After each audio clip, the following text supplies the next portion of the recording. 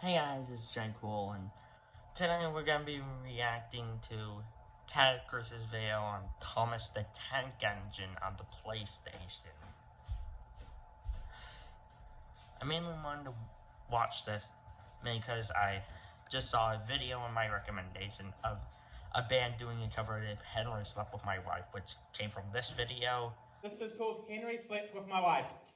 Henry slept with my wife! So, I just wanted to react to it. So let's start.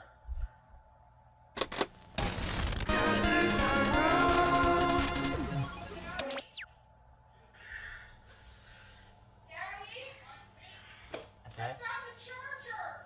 Oh, what's that? Go to room 217. Thomas is waiting This looks for so you. fake.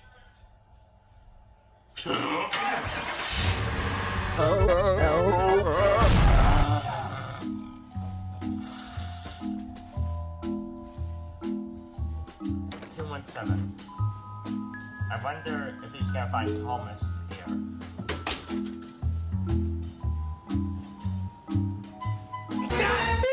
What are you? Oh, Tomska. Can't you tell? I'm Tomska, the tank person. Tomska the tank person. Thomas is waiting for... so you know of my good friend, Thomas the train. I don't think that's what he's called. Turns out he's a big fan of your videos, so he sent me here to give you a game he got stuck in his safety valve. Well, I mean, if the great Thomas the Train wanted to give it to me, it must be good. Oh, it is, but it's not here yet. Give it a sec. He's trying to take a poop. What the hell is that on your head? It's my short, stumpy funnel. I need to stop asking questions. You think that's cool? You should see my short, stumpy dome. I'm leaving now. No, wait! Don't go! Why? Why? I'm not picking that up. You have to pick it up. But it smells of poo. Yeah. Okay, did any of you guys know that Thomas the Tank Engine had a game on PS1 exclusive to Japan? No, I didn't know. Yeah, I knew. It came out of a long hole on your head. I wasn't asking you. Thomas the Tank Engine is a train. He's blue. He has a face. Thanks for coming to my seminar. I mean, come on, everyone knows who Thomas the Tank Engine is. He's bloody everywhere. Da da da da da da da da da da da da da da da da. What are you doing? What are you doing? You cannot escape the tank. And that's quite an amazing achievement considering he's in a children's TV show where none of the train's faces ever actually move except for their eyes, almost like they're in some sort of coma. I watched Tom the Tank absolutely religiously as a kid, specifically the Ringo Starr narration era and early Michael Angelis era before he started phoning it in during the late 90s. But I could have done without the bullying around being born with the same name as the most unlikable character in the show. Thanks for that, guys. All of the Jameses of the world appreciate it. Also, my girlfriend's eldest daughter had her own name for the show when she was a toddler. Thomas the Tankin Dankin. Why is it always her that comes up with the funny names? I just think that's funny. The original run of the Thomas show the from Tank and 1983 I still find to be very entertaining and charming kids' TV. It's relaxing, looks authentic and unique with the brilliant use of sculptures and models, and there's plenty of good moral lessons for the kids watching at home. Well, most of the time. The 1945 onwards books that the show was based on were written by a man known as the Reverend W. Awdry, and since the writing of these books, many have looked back at the original series and noticed some strong political undertones, such as the dismissal and threat against anything new for the steam trains like diesel fuel and air travel, and even subtext hinting at authoritarianism around the home of the trains on the island of Sodor, and it's not hard to see why. There are some outright dark and disturbing ideas around the economy of Sodor and how the workforce were treated if they didn't do their job perfectly in the eyes of the ruthless dictator that was the Fat Controller. In many ways, the trains were treated a little bit like slave labor, being forced to work whenever they were awake, being sold back and forth between different people to suit their needs, not being paid, and being punished in the most brutal methods possible for barely doing anything that bad to warrant it. A train goes a little bit too fast and comes off the rails a few times, take off his wheels, turn him into a generator, and let him watch his friends enjoy their lives from behind a wall until he dies. What if a train gets too old and nobody wants to buy them? Don't give them a retirement package. Instead, just throw the living and breathing train with thoughts and feelings in the scrapyard. Or, you know, lock him up in a shed for about 10 years and let Mother Nature bury him alive. A train decides to stay in a tunnel for a little bit because he doesn't want to get wet from the rain. Brick him inside the tunnel and never let him out. Again, while being able to see all of his friends enjoying themselves as they chug along past him. This show was outright sadistic.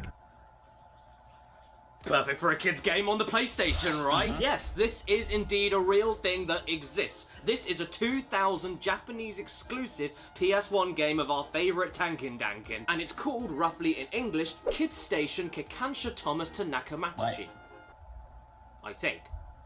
At least we definitely know it says Kid Station and not Babe Station. This game was lovingly donated to me by a guy at Too Many Games 2018 in Philadelphia, and I did write down the guy's name, but I later lost it.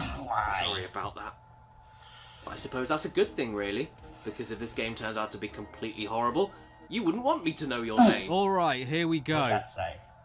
What does that say? Eh? What's this? Ban pesto? Why would I want to do that? Oh, okay, no time for questions. It's time for an FMV intro. I mean, I've seen worse. It looks completely okay to me. You've got the classic theme tune. The characters are all here. It's a bit grainy and pixely here, but it certainly looks like the show. Well, except for Thomas's face. A few years ago, a man jumped in front of Thomas, and he hasn't been the same since. Thomas, was that you? Oh god, now what the hell's going on? You're barely in the game for 5 seconds, and the babies this game was meant for are thrown into a random slideshow in case they didn't hit start the moment they begin the game. Yeah, I'm just gonna skip this, there's nothing really going on here, and would you look at that? We're at the station, ready to hopefully play some kind of game. As you can see, we're in Knapford. Because that's where all the children get kidnapped. And all I know about Japanese PS1 games is that the circle button is actually used as a confirmation button instead of the X button, which we're all used to in the filthy West. So, I mean, I don't know what the piss any of this means, so how about we just hit circle and see what happens? Did I do a thing? Was the thing good? You know, I'm honestly starting to prefer this over Ringo's voice. What are you doing here? Can't you see? Okay, well, even though I have absolutely no clue what is being yelled at me or what any of this means, what I do know is that I need to find the correct symbol by hitting the button that comes out of Thomas's funnel. And that's it. This game is hard. Oh, thank you, sir, said Thomas. Back at the menu, okay, we've seen what happens if I press circle, so what about if I hit square? Oh, well, we get this lovely image of James here. James murdered my dog. We also get to see the fat controller a little more clearly, and there he is. He looks like a peanut. Looking bloody horrendous. What else is going on in the station, though? Let's have a look. Well, we have this guy over here licking a poster of Duck, but his head is covering the U, so it looks like Johnson. We also have this guy over here who's doing a milady to the kid down here, and this guy here who's... What is he doing?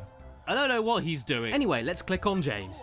Because that is me. Ah, right, okay, so we count the people and hit the button with the correct number next to it. This game is hard. And that's it. We're done. This game is hard. It is Let's hit the square button again and see where we end up. Oh lord, oh dear. There's a fat controller option. I can't wait to see what that has in store for us. But first, I just have to bring your attention to this man hiding behind James. What is going on there? Anyway, the fat controller minigame takes us to his office. Ah, yes, sorry, he's not called that everywhere else other than the UK, is he? Sir Topham Hatt. The fat controller. Sir Topham Hatt. The fat controller. Sorry, the Sir Topham Hatt minigame takes us to his office. And he's in a bit of a pickle because despite being the director of every train on the island of Sodor, he's forgotten what his main train looks like. We pick the correct one, Sir Topham Hatt does a little... And then we get a lovely image of Percy being crushed by a boulder. What else can we click on this screen then? Oh, clock! The clock itself is a character. Now I've seen everything. We have to pick the correct time with the buttons, but I can't read what the hell the fat controller is asking me, so I'm just gonna have to guess. What? Yes! I got it right! Wait. He's a train conductor that can't read the time.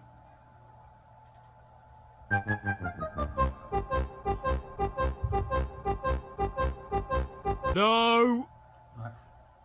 Sponsor! No, oh, no, man! No.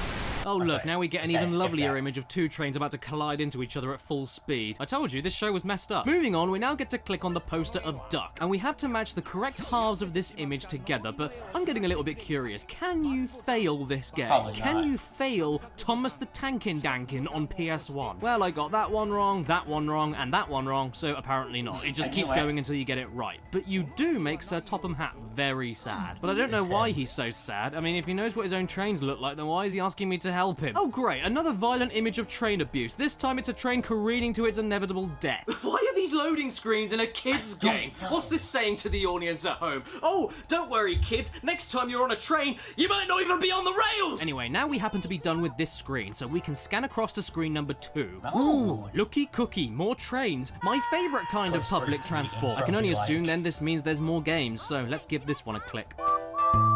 Hello. So it looks like Edward is about to join in with the fun. Oh god, what's happening? Oh, is this a race? What's going on? What am I doing? Is this a race? Oh man, no time to talk. We're hitting buttons now. Hitting buttons. Why is this person's hand so small on the PS1 controller? Is that how I should be doing it? For Christ's sakes, watch out, Thomas, you're about to fly off the track! Oh, no worries. We slowed down, all right. It looks like we won the race. Hey, do you My reckon hands on the were island of off. Sodor, if a train loses a race against another train, it gets thrown into the scrapyard? I was kidding! Alright, next minigame. Time to click on Edward's face. I'm really not sure what to make of any of this. Is this another race? I don't know, but the game wants me to pick somebody, so I guess I'll pick Henry, because it looks like he'll kill me if I don't. Henry Slash slept with my wife.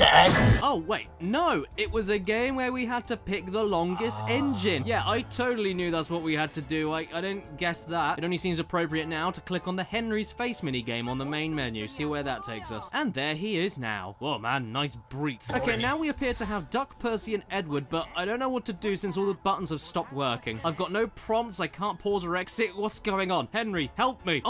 Oh, wait a second. Is this a pick the train that was swapped over game? That makes more sense now. Well, yeah, that's Toby obvs. And then we get another delightful image for the loading screen. Thomas has cholera. Off to the Gordon minigame.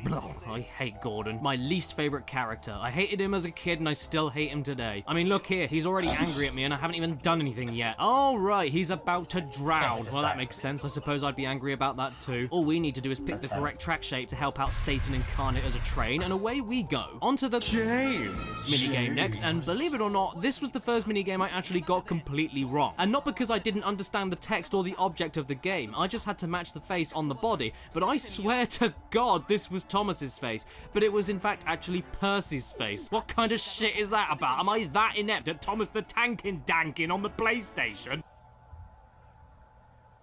What do you think the crime rate on Sodor is like? We get booted back to the main menu, and just when I thought we'd loop back around to the first screen we started on, no way, there's another page of mini-games. This is just spoiling me now. We get to explore around the docks for a bit, as it appears, but overall, different verse, same as the first. Well, except for this. We click on the Thomas minigame and it is yet another game I failed miserably at. I can't remember the last time I saw a difficulty curve this steep. Not even joking, I failed so badly at it that I didn't even get a second chance. The game just ended when I got it wrong. Now come on.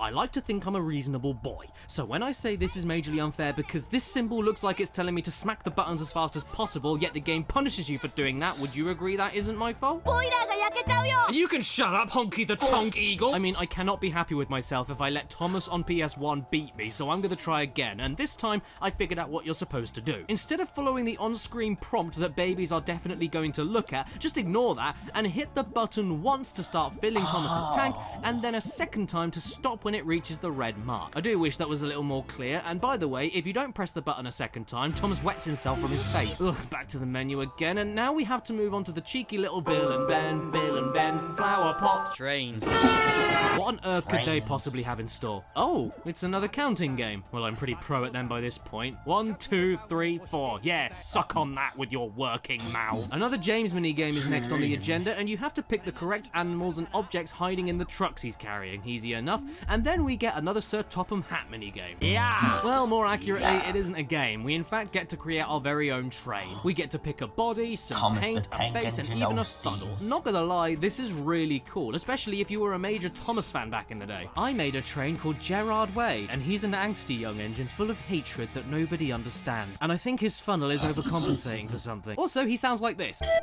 Or you could always make the ugliest thing imaginable, like this lovely chap. Off to yet another minigame that this time is actually a minigame. So what do we do here? We need to wait for the crane to match with the correct object over the truck and then hit the circle button to drop it in. Pretty difficult stuff. I mean, what else can I say about it other than I get shown yet another image of inhumane train brutality when I'm done? By the way, the game is still going.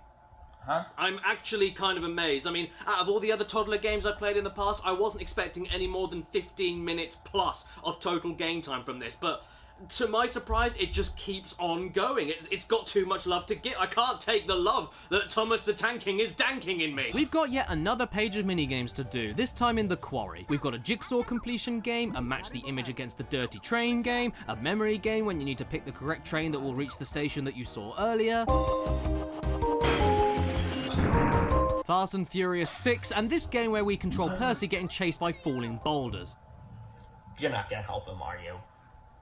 Are you thinking what I'm thinking? Hell yeah, I'm not gonna touch any buttons, I wanna see what happens. Wait for it, wait for it, I'm wait hoping. for it. Boom! Slam dunk! Oh yes, Percy is down and then... Ugh! No! Oh my god, this horrific boulder from one of the scariest episodes of Thomas and Friends appears out of bloody nowhere and traps us on the tracks forever while staring into our very being. Oh, what? You don't know that episode? No. The one where Rusty is convinced there's a boulder that's deliberately trying to smash him and all of his friends because they're drilling into a mountain it's sat on top of, and the boulder somehow manages to get off the mountain, chase the trains around, roll uphill, get behind Rusty when it was rolling in front of him a second ago, and the episode ends with the Fat Controller suggesting there's a paranormal force living inside the boulder and the boulder has a face? That doesn't seem that scary. And here's a picture of a dying traction engine! There That's two, what- there's four, there's six, there That's eight. Oh my god, I can't believe it. There's yet another page of minigames to go through. We start off with this one, with a game that requires basic understanding of Japanese, that I clearly really don't have, so I got every single guess wrong, and yeah, alright, I think I'm done now. I'm sure you've all got the idea by this point. There is a lot to play with in this game, but as you've seen, a lot of it is exactly the same, or I just don't bloody understand any of it. As we go on, there's some more counting games, more memory games, more correct path games, more creative games like this colouring thing here. More mashing button games, more matching games, more correct timing games. What more can I say about each of these games as individual entities anyway? What do you want from me? They're made for babies, I can't add anything else. Besides, the animal noises distort the audio levels. Saying that, though, consider me surprisingly impressed. Yeah.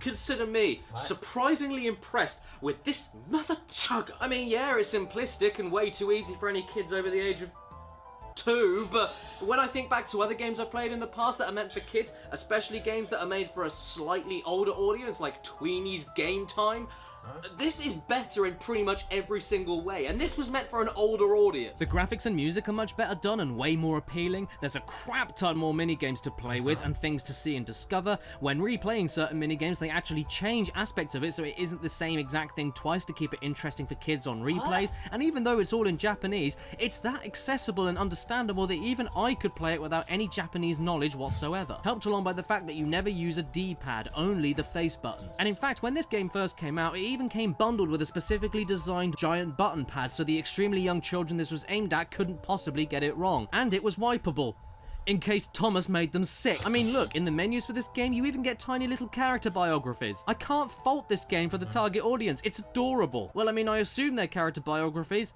They could be eulogies for all I know. The next question is, why was it Japanese exclusive? Because I really don't know. What? Oh, oh. You're hungry? Oh, brother, is that the time?